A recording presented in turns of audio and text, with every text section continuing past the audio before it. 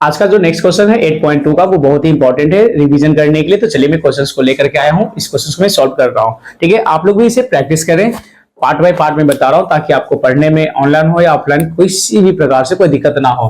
तो आज का जो मैं क्वेश्चन लेकर के आया हूँ 8.2, ठीक है, एक्सरसाइज त्रिकोणमिति का, जो बहुत ही इंपॉर्टेंट है। सो चलिए मैं इसको सॉल्व करता हूँ। सबसे पहले इसमें सॉल्व करने से पहले हमने आपको पहले ही बताया है, कोई भी मैथ बनाने से पहले देखिए हल लिखाता है।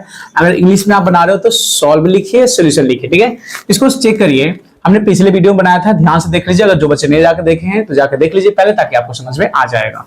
tan 60 डिग्री, tan 60 का मान होता है, तो हमें याद है tan 60 का मान होता है √3, हमने लिख दिया। ठीक है, sin 60 का भी मान हमें याद है √3/2 होता है, हमने लिख दिया। यहाँ प्लस है तो हमने प्लस दे दिया। cos 30 का मान क्या होता है, अब देख लो, यहाँ cos 30 की मान बात बोला जा रहा है, तो cos 30 का भी मान अगर चलोगे ना √3/2 ही होगा। ओके, एंड देन यहाँ पे चेक कर लो कि ऊपर में यहाँ जगह तो मैं नीचे बनाता हूँ, अगर नीचे दिख रहा देख लीजिए, √3 का √3 हो गया। इन दोनों का भी इनका जोड़ ले लो, 2 एकम 2, 2 का एलसीएम 2 हो गया। जब दो सेम ही रहेंगे ना तो ऊपर जुड़ जाएंगे, अर्थात कह सकते √3 प्लस √3, बाकी भिन्न का जोड़ है। हमने पहले बताया इस तरह से मैथ 8.2 मैथ बनाने के लिए सबसे पहले आपके पास भिन्न का जोड़ घटाव गुना भागा होना चाहिए। अगर आपको कैलकुलेशन आता है तो आप इजी में बना सकते हो, वरना फिर कुछ भी नहीं बना पाओगे, याद रखिएगा। इसलिए मेरी बात को ध्यान से समझें। तो मैथ कुछ भी नहीं है, कैलकुलेशन मैथ का नियम है, कैलकुलेशन अर्थात जो होता गुना भागा भिन्न का भी, या फिर सिंपल इसमें भिन्न की चाहिए। अब चेक कर लो कि ये सिंगल है, 1 2 डबल है ना, तो हमको इसको डबल कर लो, तो नीचे में 1 डाल दो, 1 का कोई मत नहीं होता, आप गिनो 1 2 3 एंड 4, और मैंने बताया है पहला गुना चौथा। तो बस आप लास्ट में कर दो √3/1 मल्टीप्लाई 2 एंड √100। देख लो यहाँ 1 √3 प्लस 1 √, हो जाएगा 2√3। हो गया कि नहीं हो गया? यहां से कट गया, यहां से भी कट गया। अब हमारे पास क्या बच गए? 2 से 2 भी कट गया क्योंकि गुना में है और भागा में, तो हमारे पास रिजल्ट कितने आ गए?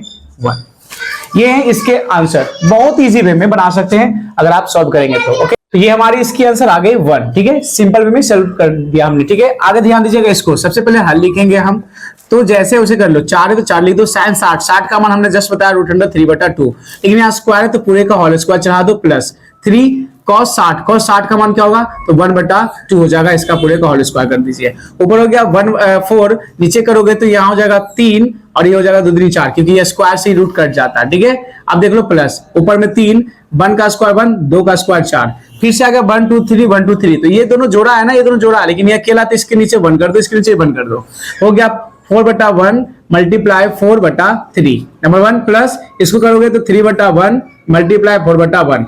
अब इसको गुना करो, 4 चौके 16/3 प्लस 4 ते 12/1, भिन्न का जोड़ ले लीजिए, तो 3 और 16 प्लस 16, 12 तिहाई 36। इसको अब ऐड कर लो आप, तो क्या हो गया? 6 6 12 2, हाथ में 1 3 1 4 1 5, 52/3। आंसर हमारे पास आ गया 12/3।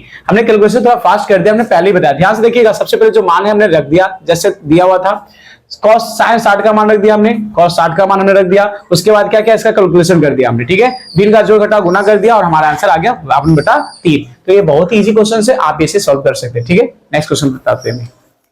तो चलिए नेक्स्ट क्वेश्चन को भी मैं सॉल्व करने जा रहा हूँ। बहुत ही इंपॉर्टेंट क्वेश्चन है, बहुत ही बड़ा दिख रहा होगा आपको क्वेश्चन, तो देखने में डरिए नहीं, क्वेश्चन बहुत ही बड़े रहते हैं, बहुत इजी बनेंगे। ठीक है, सबसे पहले मैं इसको हल करता हूँ। हल करने के लिए जो है सबसे पहले मान बैठाइए, तो tan 60 का मान हमको पता है √3 होता है, आप बनाते बनाते याद कर लोगे। ठीक है, माइनस tan 30 का मान 1/√3 होता है, पूरे का बटा तो बटा डाल दो, 1 है। अब देखो यहाँ पे सबसे पहले 1 है तो 1 डाल दिया हमने। ठीक है, प्लस tan 60 का मान कितना होता है √3, गुना का सिंबल कुछ नहीं तो गुना का सिंबल, देखिए पॉइंट का मतलब गुना होता है, और tan 30 का मान 1/√3 होता है। देखिए यहाँ पे ये इधर भी है और इधर भी है, तो हमने क्या किया, LHS side, left hand side लेके चल रहा हूं पहले। ठीक है, एक पार्ट। अब देखो भिन्न का जोड़ी करना होगा, इसके नीचे कुछ तो 1 मान लो, तो 1 और √3 का एलसीएम लोगे तो √3 हो गया, और इसका अगर करोगे तो 1 से √3 बार में कटेगा, और √3 से अगर 3 में गुना करोगे √3 में, तो आंसर 3 हो जाएगा, माइनस ये 1 बार में कटेगा तो यहाँ हो जाएगा 1। अब पूरे का बटा कर लो आप, ये हो गया हमारे पास कितना, देखो इधर गुना में, इधर ऊपर गुना में भागा में कट गया, तो हो गया 1 + 1, तो क्या हो गया 1 + 1 बच गया। नीचे ध्यान से देख लीजिए, ऊपर घटाएंगे हम तो बच जाएगा 2 में से 3 में से 1 घटेगा, तो हो गया 2, पूरे का बटा √3। ठीक है, और नीचे हो गया 1 + 1 2। चेक कर लो, ऊपर 2 है, नीचे 1 है, क्योंकि ये छोटा बटा, ये मेन बटा है हमारा। ठीक है, तो नीचे में 1 मान लीजिए। तो पहला गुना चौथा आपको पहले ही बताया गया, तो हमने क्या कर दिया, 2/√3। देखिए 2/√3, इसको उल्टा कर लो, मल्टीप्लाई